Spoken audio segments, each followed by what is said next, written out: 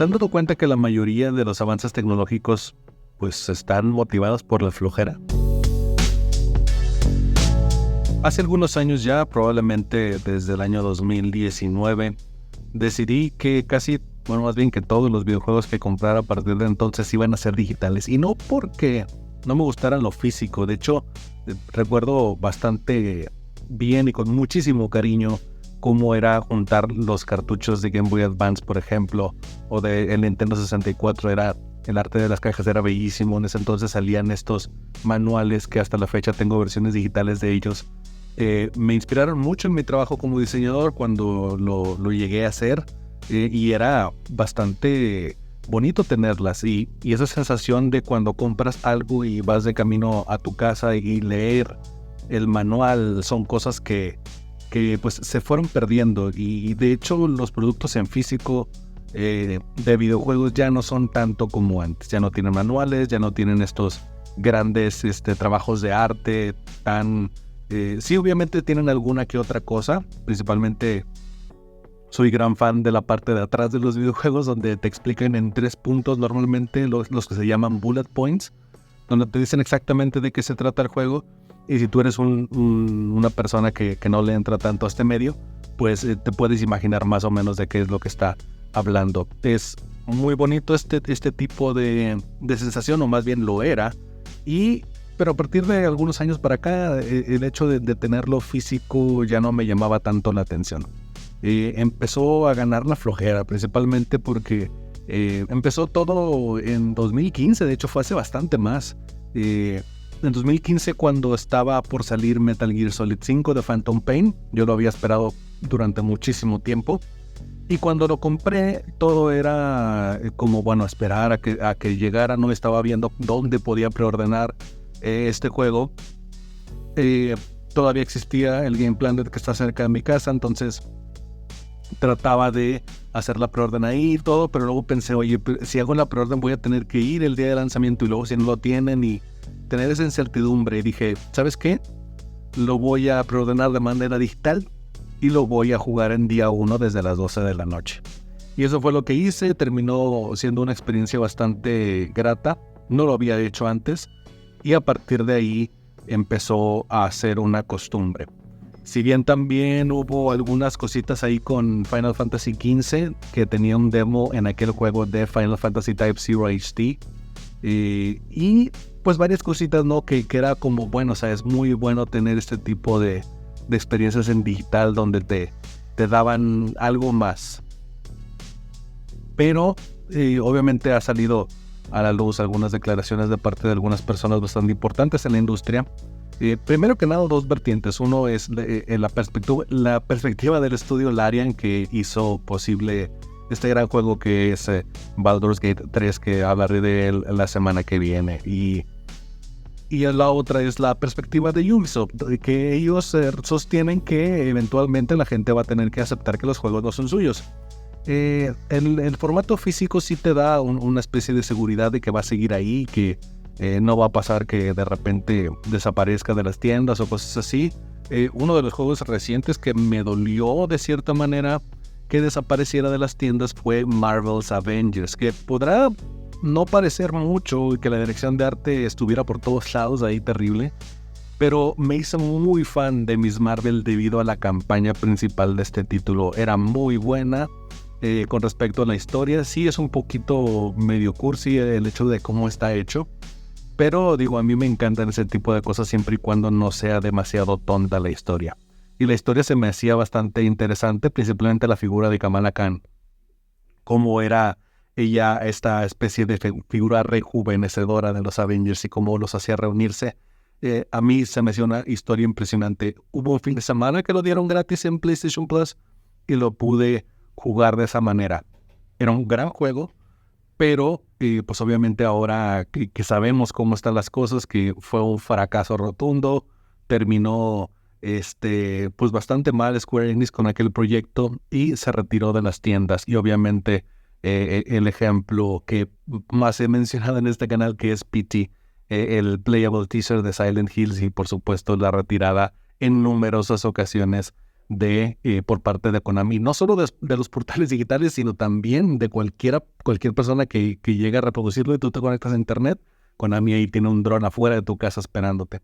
Pero el hecho de que cosas como el Xbox Series S, que se me hace en uno de los lanzamientos, pues más serios en cuestión de volverse totalmente digital, es una consola sin puertos físicos, donde no puedes comprar de segunda mano, donde prácticamente la mejor opción es comprarla y contratar el Game Pass, que es lo que yo he acabado haciendo varias veces. Es una gran una manera económica de entrarle a la nueva generación, y sobre todo que es un statement, principalmente todos estos eh, servicios de Xbox. Esta empresa, específicamente Microsoft, es muy buena a la hora de hacer servicios. El Game Pass es uno solo de los ejemplos de Xbox sobre sus servicios. Xbox Live también fue así, pero digo, sobre todo hay mucha gente que le recrimina el hecho de que se cobre por el online, ese tipo de cosas, y que aún así haya fallos. Sí, lo entiendo, pero digo, yo no puedo hacer nada a partir de eso, solo puedo opinar de lo que hay aquí. Pero el hecho de que Game Pass, especialmente el Ultimate, exista, yo creo que es una gran oferta. Estamos hablando de que en el año 2023 hubo cerca de $9,000 en valor de lo que tenía incluido el Game Pass en juegos, cosa que pues no es menor. En México cuesta casi $300, es unos $25, más o menos, cierto, no, que son como $15 por mes, y es una gran oferta para aquellos que compran, no sé, un juego cada año, 2 juegos cada año, tener todos estos lanzamientos que en sí no fueron pocos el año pasado, fueron más que los de PlayStation, de hecho. Y volverse digital enteramente, pues sí, con Xbox es bastante más fácil. Ahora, yo creo que con la empresa que más fácil podrías hacer digital es Xbox, principalmente porque hay otra cosa. Con el Xbox One puedes reproducir los juegos de la nube en Game Pass, entonces no importa si tu juego no lo corre, puedes correrlo ahí. De hecho, cuando salió Starfield, yo ni siquiera tenía Xbox en ese momento disponible, y lo que hice fue pagarlo en el celular y jugar ahí algunas horas, y luego lo jugué en la computadora. Pues, mi computadora no lo corre de a madres nunca, pero lo pude jugar de esa manera y pues darme cuenta que había un montón de NPCs tiesos y pantallas de carga. Pero es una muy buena opción si quieres comprar un juego o si quieres probar un juego. No te tienes que gastar los $1,300 y no tienes que preguntarle a algún amigo que tenga el juego o encontrar gente en internet a ver si medio ves, porque no es lo mismo jugarlo y tú probar si te gusta a ver la opinión de alguien más, ¿no? A lo mejor si conectas mucho con otra persona y te dice no te va a gustar, alguien que te conozca, pues igual sí es viable, pero si no, pues gastas tus $200, $300, juegas lo que tengas que jugar, y aparte tienes una oferta de muchísimos otros títulos que están ahí, y muchos de ellos son muy, muy buenos. Está el caso de Eastward, que es uno de los mejores indies que existen en toda la humanidad, pero también hay otras cosas como el próximo lanzamiento de Persona 3 Reloaded, o Reload, bueno, ¿no? En sí, reproducir los juegos desde otros dispositivos, no nada más, hay algunas televisiones que simplemente tú conectas un control de Xbox y puedes reproducirlo. Son cosas que hacen que el ecosistema de Xbox se preste para que tú seas digital de una manera muchísimo más fácil. Pero pues también sucede en PlayStation. Si bien en Estados Unidos es donde más suceden este tipo de servicios, realmente en México no tenemos el servicio así como tal como en Estados Unidos, donde puedes jugar a la nube. Sí creo que el hecho de que exista el PlayStation Portal le resta un poquito de oferta. Yo creo que si hubieran puesto los juegos en la nube para jugar en el PlayStation Plus junto con el Portal, le das entrada a un montón de personas para que jueguen cosas de PlayStation 5, pero por supuesto ellos quieren darle un valor a los juegos que lanzan, los juegos AAA, y sobre todo esto nos lleva a un debate muchísimo más diferente, el hecho de la producción, de cuánto cuesta, porque estos juegos de repente cuestan, porque hay varios rumores que indican que la próxima generación, en los próximos 10 años, los juegos ya van a empezar a costar $100. ¿Por qué? Pues porque es insostenible el hecho de producir juegos de 200, 300 millones de dólares y de repente que se te venda nada más 1 millón y nada más llegues tablas. Lo que quiere esta gente, obviamente, es ganar dinero. Y no hay otra empresa que gane más dinero por proyecto que Nintendo.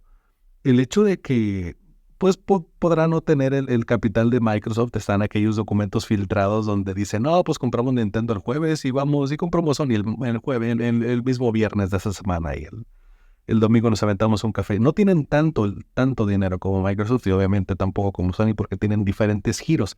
Pero Nintendo en sí gasta un presupuesto bastante mesurado en cuestión de sus proyectos y le saca muchísimo más valor.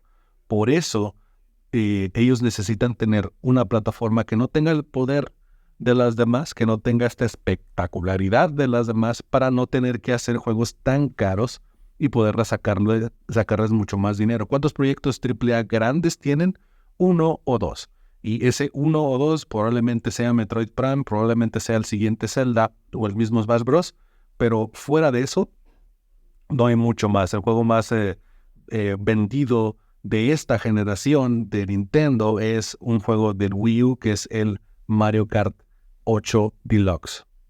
En sí, el hecho de que Nintendo haya decidido hacer este tipo de producción, obviamente a los fans no les gusta del todo el hecho de estar tan atrás en cuestión de hardware, pero a Nintendo le hace muchísimo sentido no tener que competir directamente con los demás, hacer su propio rollo y hacer muchísimo más redituables los productos que salgan.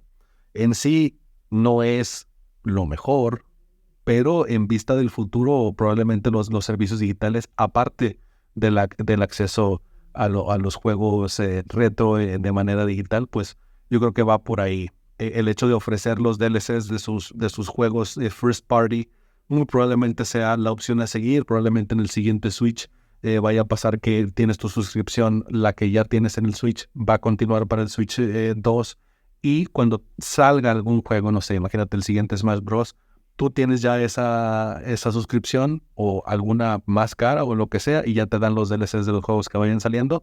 Al menos de la mayoría, yo creo que esa sería la mejor apuesta. Principalmente porque el negocio de Nintendo es ese, mantenerte ahí precisamente por los juegos que tienen y el hecho de ser una plataforma diferente. Volverse digital en Nintendo es un poquito más complicado, principalmente porque los servicios apenas están siendo explorados por la marca. No es como Xbox que lo tiene completamente dominado y Sony que ya está un poquito detrás de ellos, pero está bastante cerca. Eso sí, muchas personas temen que en el futuro existan estos grandes servicios donde simplemente las personas que producen o los estudios que producen no tengan una personalidad definida y una audiencia que pueda tener la atención que se merece. Los estudios como Rockstar, los estudios como Remedy, el mismo Kojima Productions, el mismo Monolith Software, son plataformas en sí mismas, son estudios que tienen una personalidad y unos fans bastante específicos. Y si tú no ves la cara de estas personas que están haciendo el contenido, muchas veces se pierde. Muchos de nosotros ni siquiera conocemos quiénes son los estudios que hacen estas series en Netflix, por ejemplo, pero de todos modos vemos el contenido. Uno de los temores más grandes de estos creadores es que los estudios se vuelvan estas entes anónimos que crean contenido para las plataformas y simplemente no puedan ser reemplazados de manera muy, muy fácil. La relación entre cliente y productor se ve, pues obviamente, masacrada por este tipo de servicios en un futuro. No hemos llegado ahí. De momento, la oferta en digital y en físico sigue estando presente. En PC es casi inexistente, pero en el plano de las consolas sigue estando bastante fuerte ahí. El hecho de que más del 60%, 70% de las ventas sean digitales en casi todas las plataformas provoca que tú decidas un poco apostar por lo digital si tienes un estudio. En este momento hay alrededor de 35 millones de suscriptores en Game Pass y no sé si a largo plazo esto vaya a ser la regla para todos los demás, todas las demás empresas, pero pues espero que haya un futuro en el cual todos podamos tener propiamente lo que necesitamos sin tener que estar temiendo por nuestra propiedad, ¿no? Pero yo creo que en el mejor de los casos es lo que va a suceder, en el peor, que es el más probable, creo yo, es que estos grandes servicios van a ser muchísimo más grandes, van a ser muchísimo más populares, porque la flojera siempre gana. Y nos vemos hasta la próxima.